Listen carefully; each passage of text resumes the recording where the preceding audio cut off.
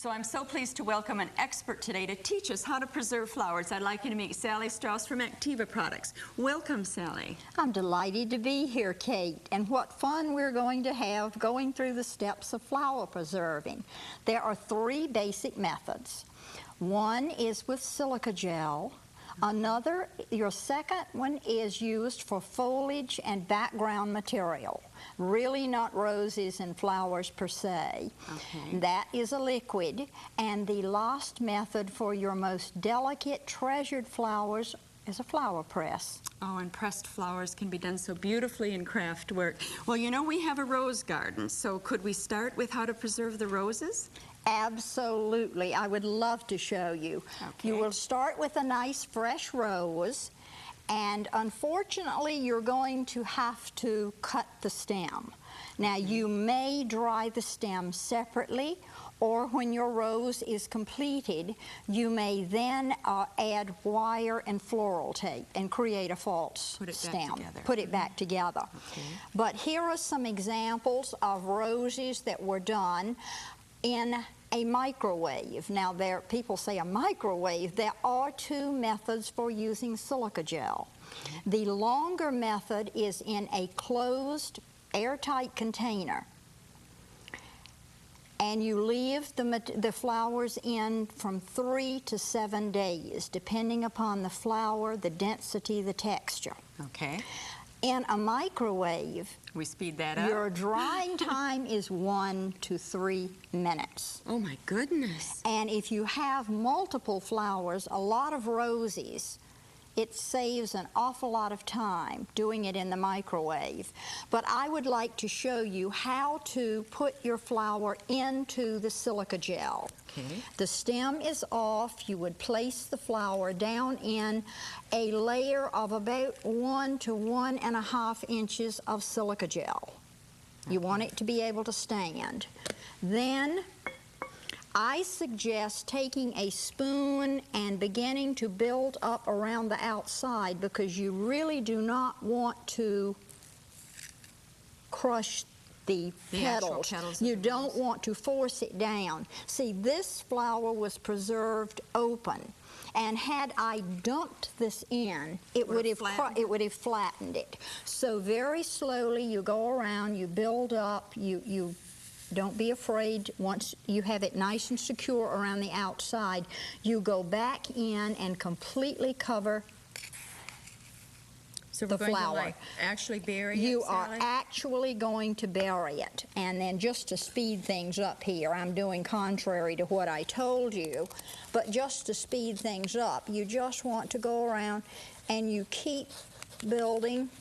So it's important that you build up around the outside of it, not to flatten those outside. First, and then you can begin to pour. And what you'd want is actually a sandwich, a layer of silica gel on the bottom, your flower in the middle, and completely covered with silica gel on the top. Now, if you were using the longer method, what you would do is you would put a lid on it, an airtight lid, and then you would put it in a nice, cool, dark place. And then in about 3 days, you would begin to check it. Now, if you're using the microwave, you do not want to cover it. Oh, you leave the container uncovered in the microwave. You would just pop this right in just as it is now, and we suggest medium temperature. And this rose would take about 1 minute.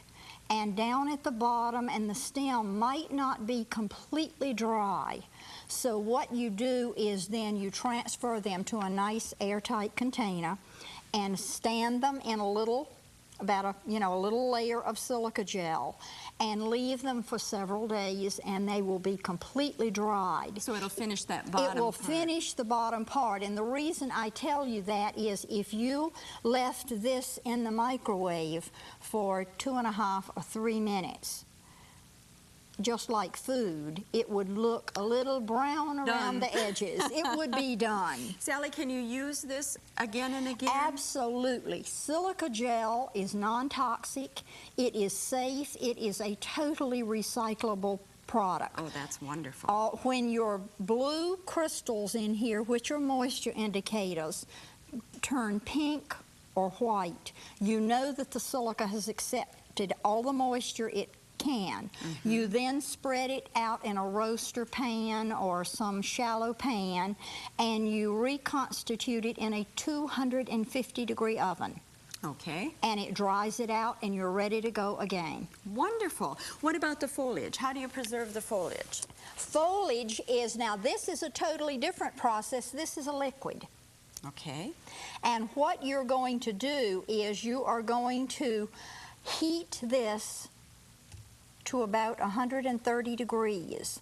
And the reason you do that is you want this liquid absorbed in the capillaries and the vein and the stems of flowers. For instance, if you're doing something like this, or a branch of beech leaves, or a spray of ivy, you want this absorbed before these things have time to wrinkle. I see. So you heat it and you layer. You can put more than one layer, but don't put too many. And then you slowly pour your heated liquid, and you want to keep the leaves submerged. While you're doing that, Sally, I'm going to show exactly what we're trying to do. This is a leaf that has not been preserved in Forever Natural, and you can see that it will crinkle and break, but look at this one. Once it's been preserved, it comes right back to its natural shape. So that's what we're trying to achieve with this. Now, with this process, there is some color change. There is no change or shrinkage in the size and dimension of the leaf. Okay. But if they are exposed to direct sunlight for, long periods of time, they turn bronzes and burgundies and golden color. About how long does it take? In here, this particular process takes 7 days to 3 weeks. Now, if you're using stemmed material, you would heat your liquid, and then you would just put the stems right in here to be absorbed. And you can tell by the veins in here that they've darkened slightly, and that is the clue That it is that it is. When I do this, even single leaves, I generally leave them 2.5 to 3 weeks. Okay. Because I think 7 days, they could still be a little bit crinkly. So let's not risk it. Let's just take the entire time. Yeah, take the entire time. The third process is pressing, and we just have a little time to talk about that, Sally, but that's for those very delicate flowers that we can't do The any very other way. delicate flowers that we can't do anything with. We can take a There, look here. you could make that sort of a little Victorian wreath.